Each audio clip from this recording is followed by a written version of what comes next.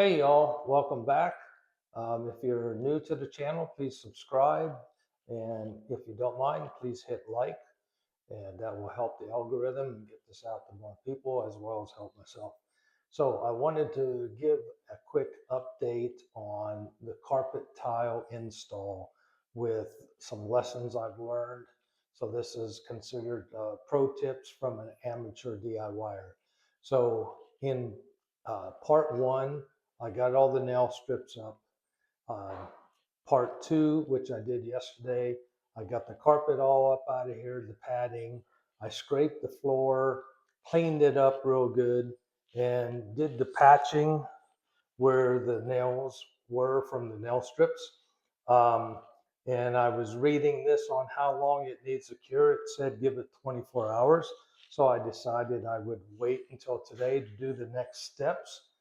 And this morning I got up, so I started reading the label. The next step I was going to do was I had bought this concrete etch that really I wanted to do primer. I wanted to use a concrete primer, but the gentleman at the hardware store, when I was looking for it, they didn't have any concrete primer, and he sold me that. Well, I got to reading the instructions, and it turns out it was just an acid. And you apply it, you mix it with water, apply it, it foams up, and then this was the kicker. It said you needed to rinse it with clean water 2 to 3 times. And I'm like, I'm in a bedroom. How do I rinse it with water 2 to 3 times? So I decided, I'm going to scratch that part. I'm not going to do this.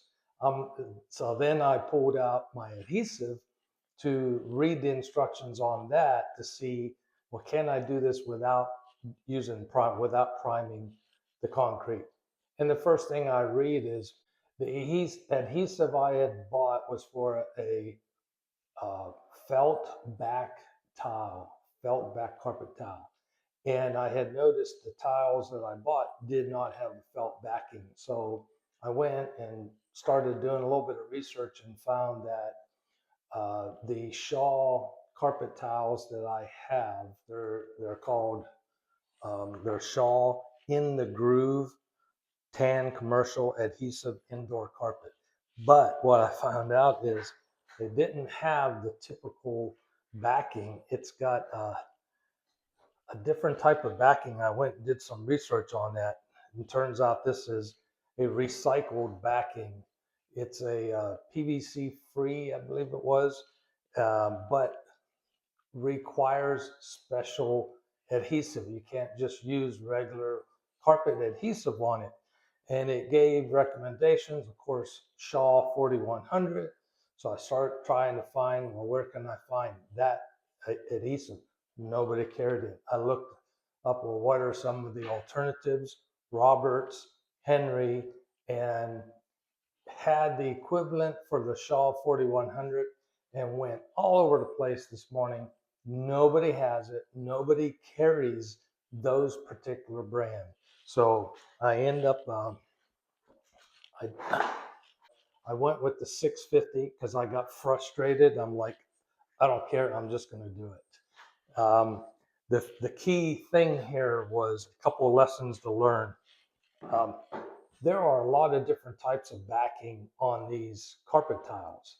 So when you purchase your carpet tiles, you need to take that into consideration as you're shopping for them. My wife and I, we looked at, we wanted durability, we wanted something with a low pile.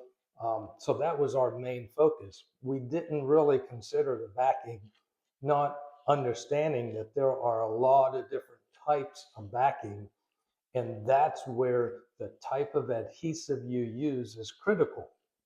So that's lesson one.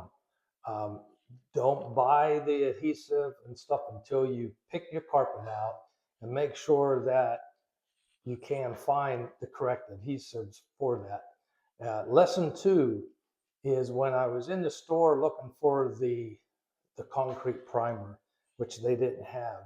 The gentleman sold me on this concrete flex, I'm sorry, concrete etch.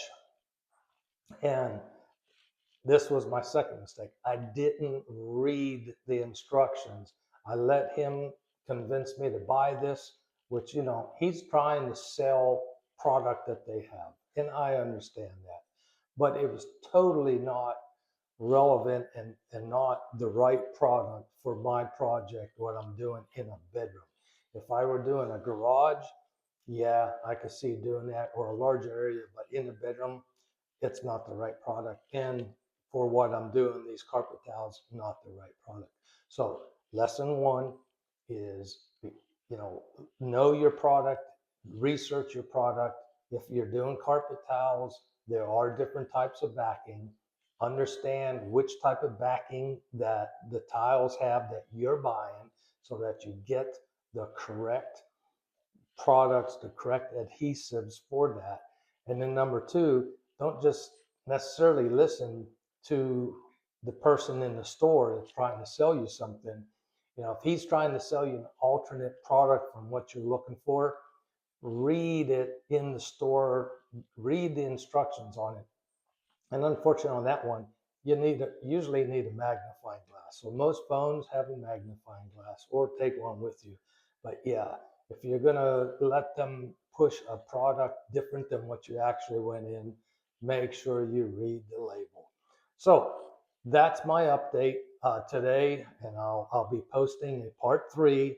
I'm gonna go ahead and I put this again. I bought, it's the 650 Henry 650R, which is still a releasable flooring adhesive, and that was one of the key things that I needed for this type of backing. And then get that down, and hopefully I can start laying some carpet tiles today, and that'll be part 3. So see you then.